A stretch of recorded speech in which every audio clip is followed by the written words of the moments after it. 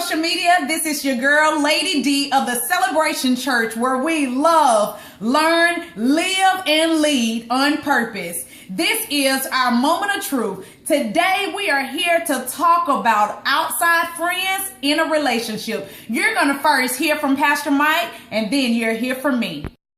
What's up, Facebook, social media? This is Pastor Mike.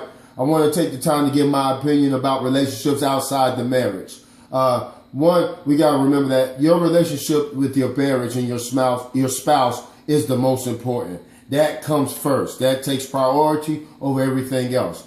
Am I saying that they should dictate your relationships outside of your marriage? No. But what I am saying is that relationship has to be so strong that any relationship that brings friction into it must be addressed with both parties that involve. The Bible says it best this way: leaving thy father and thy mother, forsaking all others. It tells you to leave your mother and father's house, and it says y'all two become one. That means you and your spouse are now saying, we're not me or I, we're us. And because we are us now, we have to handle each relationship that fits our character. Not our personal characters, but the character that we are forming. So when you start having relationships outside of the marriage, if you're having a relationship with single folks, not that single folks are bad, and there are some good single folks that respect the marriage. There's some that are not, and then they're not even really, they're not bad people to be with. But if your spouse says, I don't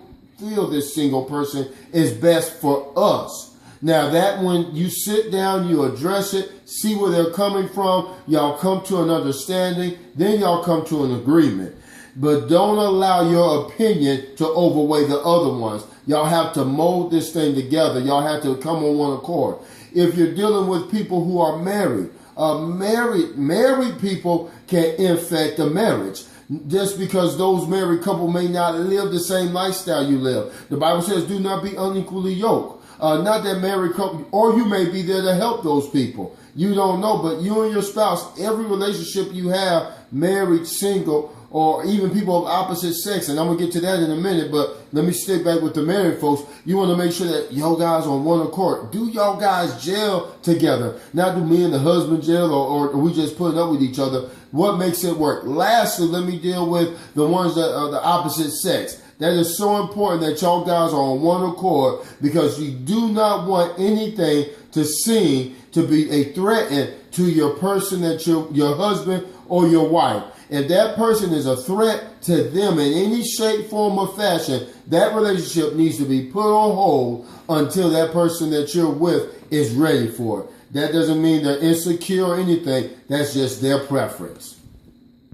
All right, social media, let's address relationships outside of your marriage. First of all, if your spouse have an issue or a problem with you having friends of the opposite sex, it is very important that you guys talk about that. Let's say if you have a guy friend that's been in your life, 12 or 13 years, and you've only been married 1 or 2 years. If your spouse have an issue with that friend, you got to be willing to talk to that friend, put that relationship on hold, and make sure that your spouse feels secure in the relationship. It is important as a spouse that you learn to establish boundaries, respect, and trust in your relationship. You have to always remember that your marriage comes first and everybody else comes second. Am I saying that it's wrong to have friends of the opposite sex? No, I'm not saying that. But all I'm saying is you have to be able to respect your spouse. If they have an issue with that person, then you need to talk to your friend and let them know that you're choosing your marriage first. Or you may have to go back and just reevaluate how you're doing things. If your spouse saying that you're spending too much time on the phone with them, if you're texting too much with them, if you're seeing them too much, okay, reevaluate it to the point that your spouse feels okay with what you're doing.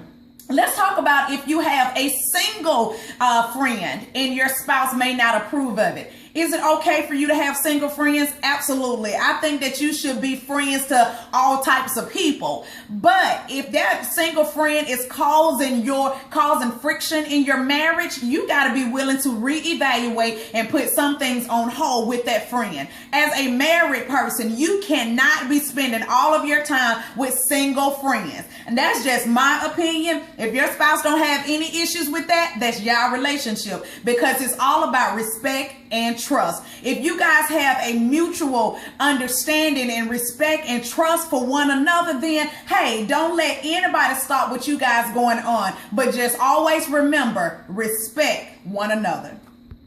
So that was our moment of truth. I pray that you guys are handling your relationships and friendships outside your marriage better, because we believe in loving and we believe in learning, living, and leading on purpose. Hope you guys enjoy. Hey, social media, we just want to make sure that you guys understand that having a solid marriage is most important. It's more important than having outside friends. So once your relationship is tight, is right, and is together, then you can invite other people into your relationship. So always remember to trust, respect, and understand your partner. This Lady of the Celebration Church. And if you like this moment of truth, be sure to share it, like it, and make comments, because this is our moment of truth.